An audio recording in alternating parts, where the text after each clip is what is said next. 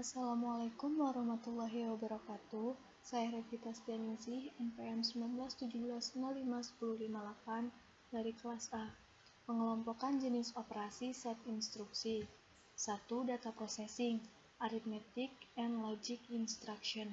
Data processing adalah jenis pemrosesan yang dapat mengubah data menjadi informasi atau pengetahuan. Pemrosesan data ini sering menggunakan komputer sehingga bisa berjalan secara otomatis.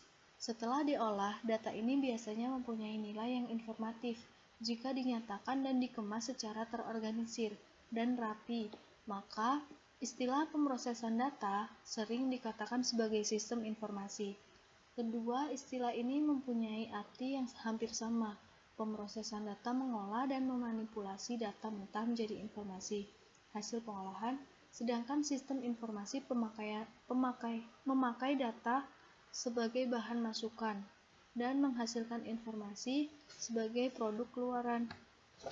Yang kedua, ada data storage, memory instruction.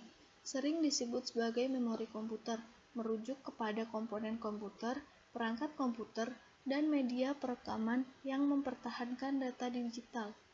Data digital yang digunakan untuk beberapa interval waktu.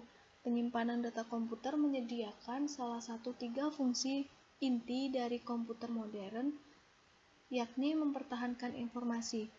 Ia merupakan salah satu komponen fundamental yang terdapat di dalam semua komputer modern, yang memiliki keterkaitan dengan mikroprosesor dan menjadi model komputer yang digunakan semenjak 1940-an.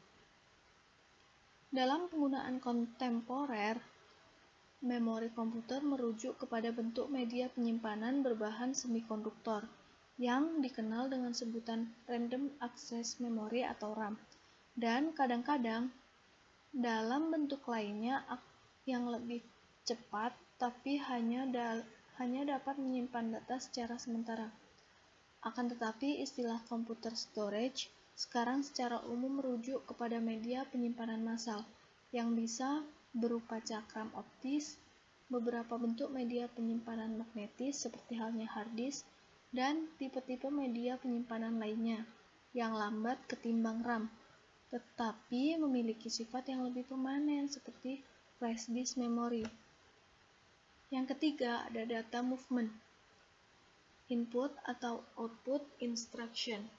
Proses data movement ini adalah memindahkan, dapat dikatakan membackup juga data-data dari database yang berupa data, indeks, grand, skema, dan lain-lain ke tempat baru. Tempat baru ini bisa ke dalam database baru atau memang untuk di backup saja. Data movement terdiri dari 2 bagian besar, yaitu yang pertama load dan upload. Difokuskan untuk memindahkan data yang berupa indeks atau data itu sendiri alias isi dari database tersebut. Yang kedua ada export dan import, memindahkan data secara lengkap, mulai dari grand, skema, dan seluruhnya.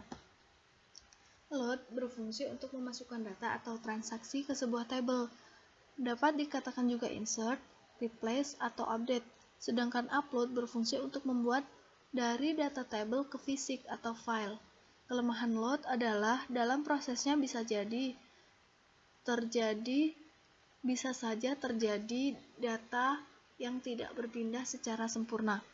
Upload parameter, limit, membatasi beberapa record, sampel, mencari sampel yang telah ditentukan, dan when berdasarkan kondisi.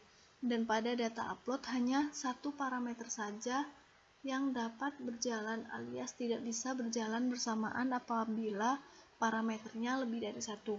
Perlu diperhatikan juga hak akses dalam load dan unload, import dan export minimal adalah akses select. Dan yang keempat ada control, test, dan branch instruction. Untuk unit kendali adalah salah satu bagian dari CPU yang bertugas untuk memberikan arahan, kendali, kontrol terhadap operasi yang dilakukan di bagian ALU di dalam CPU tersebut. Output dari CPU ini akan mengatur aktivitas dari bagian lainnya dari perangkat CPU tersebut. Pada awal-awal desain komputer, CPU diimplementasikan sebagai ad hoc logic yang susah untuk didesain. Sekarang, CPU diimplementasikan sebagai sebuah mikroprogram yang disimpan di dalam tempat penyimpanan kontrol. Beberapa word dari mikroprogram dipilih oleh microsequencer dan bit yang datang dari word-word tersebut akan secara langsung mengontrol bagian-bagian berbeda dari perangkat tersebut, termasuk diantaranya adalah register ALU, register instruksi, bus, dan peralatan input-output di luar chip. Pada komputer modern, setiap subsistem ini telah memiliki controllernya masing-masing, sehingga CPU sebagai pemantaunya atau supervisor. Sekian dan terima kasih. Wassalamualaikum warahmatullahi wabarakatuh.